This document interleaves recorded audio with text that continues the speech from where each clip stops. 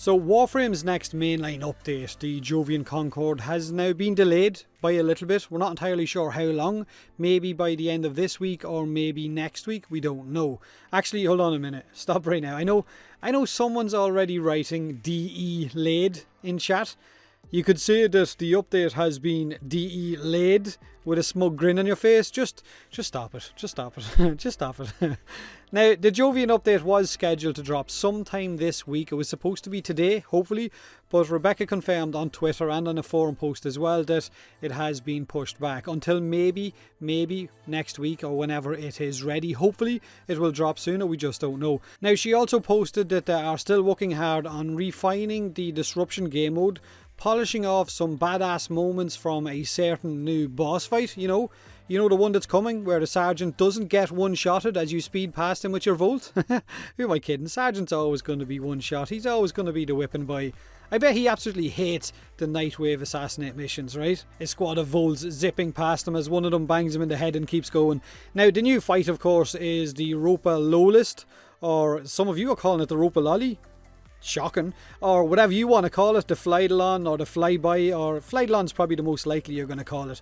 They are still finishing off the dialogue apparently for sections of that fight, so it sounds like there is a lot of work still to be done, and it might be a little bit too much to ask for a release later this week, but we will know hopefully tomorrow or Friday.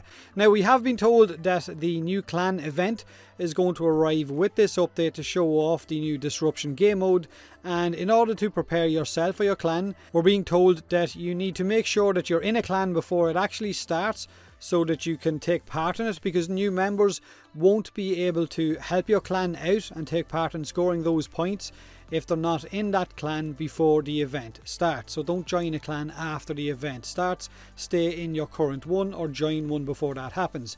Now, in order to take part in the upcoming Ropa Lowlist boss fight, you need to have completed the Chimera prologue. So you can't fight the Lollapalooza Eidolon until you have all of that done. Now, another thing worth talking about is that in this new Disruption game mode, we are being told that Digital Extremes want the new amalgam enemy types to be seen as more of a mini-boss type of mob instead of the basic, I guess, mutated cyber enemy. And when you look at it, bosses on Warframe have never really gone hand in hand, right? They're not really hard to kill. The mechanics behind it all, it's either basically 1 or 2 shot enemies or there's the invulnerability phases. So it's going to be interesting to see what way they approach these amalgam enemies.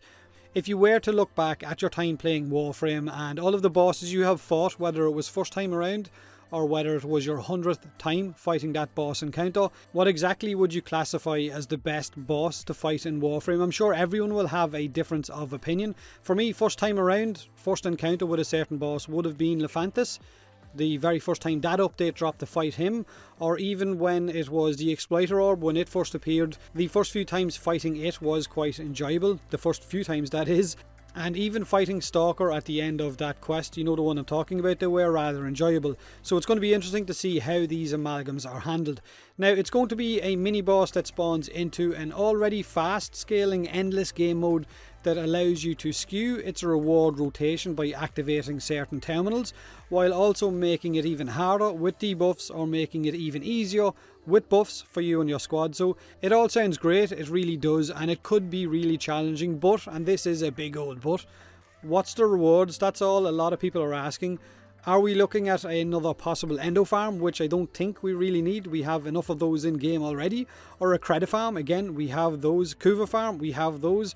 Or maybe something new, whether weapons, whether cosmetics, whether some other kind of resource. I'm not entirely sure how Digital Extremes will approach this. Remember, enemies will scale a lot faster than normal missions, so it will get harder quicker.